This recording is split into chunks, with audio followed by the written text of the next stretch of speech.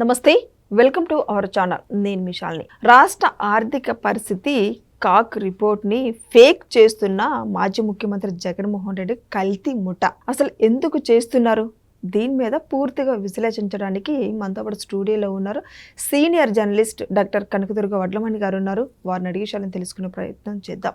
నమస్కారం మేడం. నమస్తే అండి మేడం, అసలు జగన్మోహన్ రెడ్డి గారి కల్తీ ముఠ ఎందుకు ఫేక్ ప్రచారం చేస్తున్నారు? ఈ కాకు అంటే ఇప్పుడు ఏపీలో జరుగుతున్న కాకు దాని మీద ఎందుకు వాళ్ళు ఇట్లా వ్యతిరేకంగా తీసుకురావటం, ఎందుకు ఇట్లా ఫేక్ ప్రచారం చేయటం, దీని వెనక కారణం ఏంటి మేడం? అసలు అంటే వైసీపీ హయాంలో వాళ్ళు చేసిన అప్పుల్ని కూటమి ప్రభుత్వం నెత్తిన రుద్దడమే వాళ్ళ ఎయిమ్ అన్నమాట. అందుకోసం వాళ్ళు ఏం చేస్తున్నారు, 24-25 సంవత్సరానికి ఇగో ఇన్ని వేల కోట్లు అప్పు చేసేసింది కూటమి ప్రభుత్వం అని వాళ్ళు చేసిన అప్పుని కూటమి ప్రభుత్వం మీద రుద్దడానికి వైసీపీ ప్రయత్నిస్తుంది. మీరు కనుక మొత్తం లెక్కలు తీసుకుంటే కాగ్ నివేదిక చూసారంటే ఏప్రిల్ నెల 2024లో 11,497 కోట్లు ఎవరు తీసుకున్నారు? వైసీపీ ప్రభుత్వం తీసుకుంది. మే నెలలో 15,208 కోట్లు ఎవరు తీసుకున్నారు? అది కూడా వైసీపీ ప్రభుత్వం తీసుకుంది. మొత్తం మీరు కనుక చూసుకుంటే ఏప్రిల్ మే నెలలు కలిపి 27,208 కోట్లు అప్పు చేసింది 2 నెలల్లో. ఎవరు? 2024లో వైసీపీ ప్రభుత్వం. అయితే మీకు ఓవరాల్గా చూసుకుంటే కూటమి ప్రభుత్వం వచ్చాక 2024-25లో చేసిన అప్పు మీకు 53,866 కోట్లు మాత్రమే. అంటే మొత్తం 12 నెలలకి మనం మాట్లాడుతున్నాం. అయితే గతంలో వైసీపీ ప్రభుత్వం మాత్రం ఆర్థిక ఏడాది 2 నెలలకే వాళ్ళు 34% అప్పు చేశారు. ఇందాక మనం చెప్పుకున్నాం కదా, 27,208 కోట్లు. అయితే మొత్తం మీద ఇదంతా కలిపి కూటమి ప్రభుత్వం మీద ఈ భారం పడింది.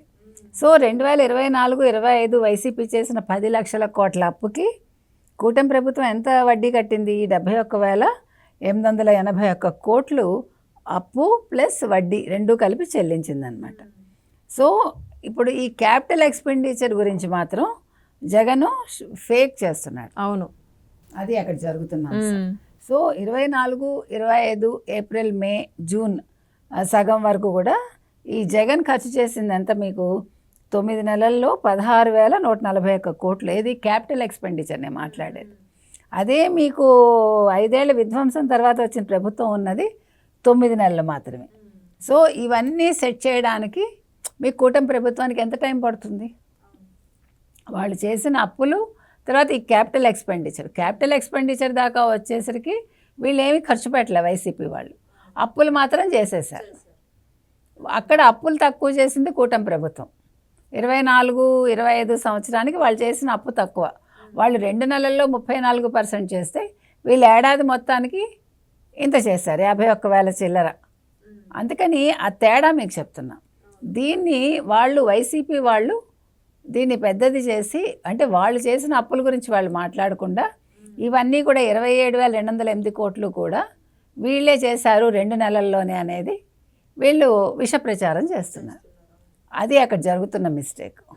కాబట్టి అంటే ప్రతిదీ కూడా ఒక నెగిటివ్ కోణంలో కూటమిని ఎలా ప్రొజెక్ట్ చేయాలి అనేది వాళ్ళ ఉద్దేశం. ఇప్పుడు ఎవరు మాట్లాడినా, నిన్న రోజా మాట్లాడినా, ఇంకొకరు మాట్లాడినా మీరు కూటమిని దెబ్బతీయడానికి చూడండి. వాళ్ళు చెప్తున్నది అది. మీరు ఏదో ఒక రకంగా చంద్రబాబు నాయుడిని ఫేక్ చేయండి. ఆ తర్వాత వాళ్ళు ఇస్తున్న ఇప్పుడు తల్లికి వందనం ఇవన్నీ కూడా అందట్లేదని ప్రచారం చేస్తున్నారు, చేయమంటున్నారు. కాబట్టి వాళ్ళ ఉద్దేశం ఏంటంటే ఇంత అప్పులు అయిపోయాయి. 10 లక్షల కోట్ల అప్పుల గురించి వాళ్ళు మాట్లాడటలే. 11 లక్షల కోట్ల అప్పు చేశాడు జగన్మోహన్ రెడ్డి అని 2024 ఎన్నికలకు ముందు ప్రచారంలో కేంద్ర మంత్రి చెప్పాడు. మీకు గుర్తుందా? వైజాగ్లో ఆయన మీటింగ్లో చెప్పాడు, అవునా?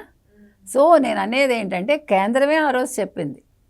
దాన్ని వీళ్ళు మా జగన్ వచ్చినప్పుడు ఇంతే చేశాడు అని అబద్ధాలు చెప్పుకుంటూ ఇవాళ కాగ్ నివేదికను కూడా వాళ్ళు పక్కదారి పట్టించడానికి, ప్రజల్లో ఒక లేనిపోని అనుమానాలు సృష్టించడానికి, భయాందోళనలు వాళ్ళలో కలిగించడానికి వీళ్ళు వైసీపీ వాళ్ళు ప్రయత్నిస్తున్నారు. మేడం, ఈ ఫేక్ ప్రచారం అనేది ఇదే కాదు, ఇంకా రాష్ట్రంలో అభివృద్ధి గురించి కావచ్చు, సంక్షేమ పథకాలు అమలు చేయట్లేదని చెప్పి పెట్టుబడులు కావచ్చు, ఏ పెట్టుబడి వస్తున్నా సరే మా హయాంలో జరిగింది, ఇప్పుడు మీరు కెరీర్ మీరు కొడుతున్నారు అని అంటే జగన్మోహన్ రెడ్డి ప్రచారం ఇది వైసీపీ వాళ్ళు మొత్తం చేస్తూ సోషల్ మీడియాలో ప్రచారం చేశారు కదా. ఇప్పుడు గూగుల్ ఏదైతే ఉందో దాని విషయంలో ఇది మేమే అని చెప్పారా? అన్నింటికీ నేనే అంటాడు జగన్మోహన్ రెడ్డి. ఇప్పుడు ఇన్ని కంపెనీలు వచ్చాయి, ఇప్పుడు 7.5 లక్షల ఉద్యోగాలు క్రియేట్ చేశారు, 20 లక్షల ఉద్యోగాలు దరిదాపుగా ఇస్తామని చెప్పారు. మోటార్ సంస్థ వచ్చినా లేదు, ఒక ఏమంటారు మైక్రోసాఫ్ట్ వచ్చినా మరొకటి వచ్చినా ఇవన్నీ కూడా మేమే తీసుకొచ్చామని వాళ్ళు మీరు అన్నట్టుగా ఫేక్ ప్రచారాలు చేసుకుంటున్నారు. తర్వాత ఇవాళ రాష్ట్రం అభివృద్ధి పదంలో ముందుకు దూసుకెళ్ళిపోతుంటే దీనికి కూడా మేమే కారణం. అక్కడ చేసి వచ్చింది ఏమీ లేదు. అక్కడ వచ్చిన వాళ్ళందరినీ వెనక్కి పంపించారు, ఉన్న కంపెనీలు తరిమేశారు. తర్వాత 2,62,200 2,64,000 మంది వాలంటీర్లను పెట్టి 5,000 పెట్టి ఉద్యోగాలు ఇచ్చి మేము 2,64,000 ఉద్యోగాలు కల్పించామంటారు. పాపం ఇవాళ ఎటు కాకుండా అయిపోయారు వాళ్ళు. ఎందుకంటే వీళ్ళకి ఆ వాలంటీర్లు అందరూ కూడా వైసీపీ చేతుల్లో పావులుగా అయిపోయారు. ఆ రోజు మొత్తం ప్రతి వాళ్ళది పర్సనల్ డేటాలు అంతా సేకరించి వీళ్ళకి ఇచ్చి మనకు గుర్తుంది కదా. సో దానివల్ల ఇవాళ పాపం వాళ్ళకి ఎట్టు కాకుండా అయింది. వాలంటీర్ల మీద ఆ మధ్యన జాలి చూపించారు వీళ్ళు వైసీపీ వాళ్ళు. ఈ మధ్యన ఎవడూ మాట్లాడటల్లా. ఎందుకు మాట్లాడతారు? ఎందుకంటే వాళ్ళ తప్పిదాలు వాళ్ళకి తెలుసు. యాక్చువల్గా వాలంటీర్ల వల్ల నష్టపోయింది ఎమ్మెల్యేలే, ఎంపీలే. ఎందుకంటే వాళ్ళకి పని లేకుండా అయిపోయింది కదా. జగన్మోహన్ రెడ్డితో మాట్లాడాల్సిన పని కూడా లేకుండా పోయింది. అందుకే ఎటు కాకుండా అందరూ కూడా ఇంట్లో కూర్చోవాల్సి వచ్చింది ఓడిపోయి. కాబట్టి ఇవాళ ప్రతి దాని మీద ఒక ఫేక్ ప్రచారం కావచ్చు, ఒక నెగిటివిటీని తీసుకురావడానికి జగన్మోహన్ రెడ్డి అండ్ కో ప్రయత్నిస్తున్నారు.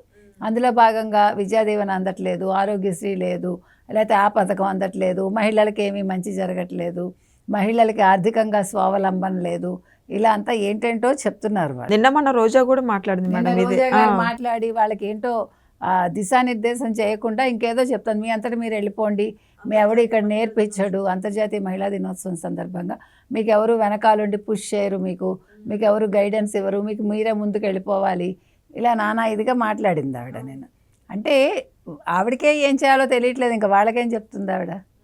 అందుకని ఇవాళ జగన్మోహన్ రెడ్డి ఓ పక్క అక్కడ యలహంక ప్యాలెస్లో ఉండి రహస్య మంతనాలు చేసుకుంటున్నాడు. ఇంకో విషయం ఏంటంటే ఆయన ఇప్పుడు ఓ పక్క వివేకానంద రెడ్డి హత్య కేసు ఫైనల్కి వచ్చింది, మద్యం లిక్కర్ కుంభకోణం అది కూడా ఫైనల్కి వచ్చింది. ఇంకో పక్క ఆయన ఆర్థిక నేరాల అభియోగాలు ఏవైతే ఉన్నాయో అవన్నీ తిరగదోడుతున్నారు. ఇప్పుడు వీటన్నిటితో ఉక్కిరిబిక్కిరి అయిపోతున్నాడు ఆయన. ఈ నేపథ్యంలో ఆయన ఎలాగ అమిత్ షాని మంచి చేసుకోవాలి, మోదీని ఎలా మంచి చేసుకోవాలని, మనుషుల్ని పంపించడానికి ఎవరిని పట్టుకోవాలి ఆ పనిలో నిమగ్నమై ఉన్నాడు. ఇక్కడ పార్టీ గాలికి వదిలేశాడు. ప్రెస్ మీట్లు కూడా ఈ మధ్యన ఏం పెట్టలేదు. అందుకని ఇవాళ వాళ్ళు కాగు నివేదికని పక్కదారి పట్టించడానికి, తప్పుదారి పట్టించడానికి ఇవాళ వాళ్ళు వైసీపీ వాళ్ళు ప్రయత్నిస్తున్నారు. Thank you madam.